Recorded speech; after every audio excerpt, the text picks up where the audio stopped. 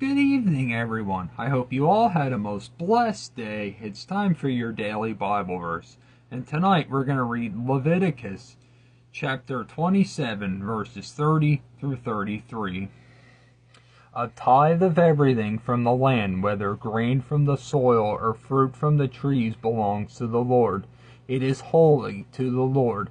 If a man redeems any of his tithe, he must add a fifth of the value to it, the entire tithe of the herd and flock. Every 10th animal that passes under the shepherd's rod will be holy to the Lord. He must not pick out the good from the bad or make any substitution. If he does make a substitution, both the animal and its substitute become holy and cannot be redeemed. So, I've pulled this verse out. And you know, the context here in Leviticus might have been slightly different here, but what it's mentioning here is tithes. You know, people want to argue and say, well, where does it say in the Bible to provide tithes for your church? Well, we see an example right here, and some of you are going to say, well, that's Leviticus, the old Mosaic law. Well, okay, it's also talked about in 1st and 2nd Timothy. You know, we really need to get this stinginess and greediness out of our minds. You know, there are far too many Christians that have that, and there's a lot of churches that do it too. And look, I'm well aware there's churches that yank money, they're total thieves, you know, shame on them. They're going to answer to the Lord on that issue one day.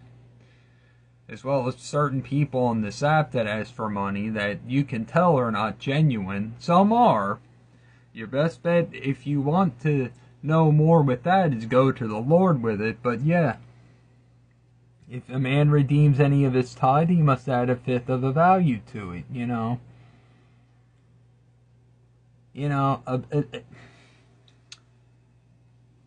Like I said, guys, it's a little bit different here when it's talking about Leviticus, but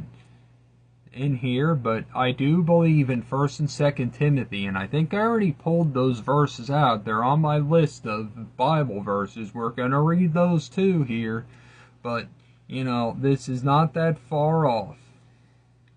You know, your tithes, your missions, you know, so long as your church is not a crook and a thief, you know, help the church provide for other people that are in need in Africa, in India. You know, there's so many third world countries that are starving and suffering because, you know, they've had a blind eye turned to them for so long, and I will not be one that does that. You have a blessed night. I love you.